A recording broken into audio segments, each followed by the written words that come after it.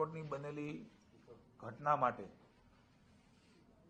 રાજ્યની સરકારને ખૂબ દુઃખ છે। આ ઘટના ખૂબ દુઃખદ છે।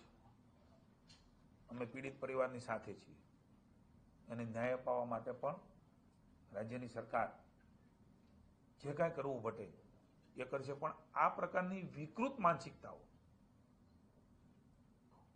હું આ પ્રકારની માનસિકતાવાળાને ચેતવું છું કે હવે નરેન્દ્રભાઈ મોદીની દેશની જનતાના આશીર્વાદથી બનેલી સરકાર છે, નહીં કે કોંગ્રેસના આશીર્વાદથી, તમારા સૌના આશીર્વાદથી બનેલી છે। એટલા માટે એ કાયદો પણ પસાર કર્યો છે।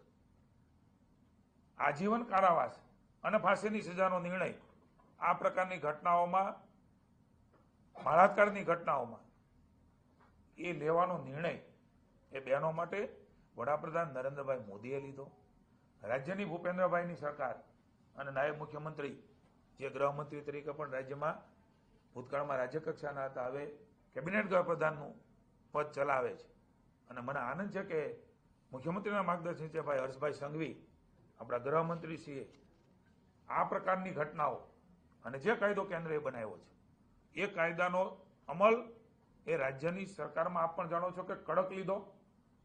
10 દિવસમાં, 8 દિવસમાં, મહિનામાં, 60 દિવસમાં એ કેસમાં ચાર્જશીટ થઈ અને અનેક લોકોને ફાંસી અને આજીવન કારાવાસની સજા એ ગુજરાતની નામદાર કોર્ટે આપી, સુપ્રીમ કોર્ટે એને માન્ય રાખી। આ જે ઘટના બની છે દુઃખદ ઘટના છે, અમે એને વખોડીએ છીએ, અમે પરિવારની સાથે છીએ। મેં ત્યાં અધિકારી સાથે વાત કરી છે, નાયબ મુખ્યમંત્રીએ કડક સૂચના આપી છે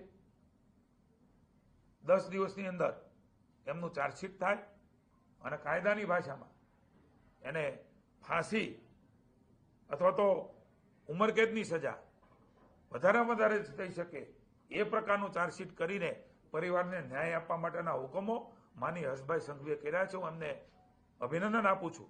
કદાચ ઘટના બની ગઈ છે, દુઃખદ છે, પણ એની પાછળના નિર્ણયો કરીને આ પરિવારને સજા મળે ત્યાં સુધી નાયબ મુખ્યમંત્રી પાછળ રહેવાના।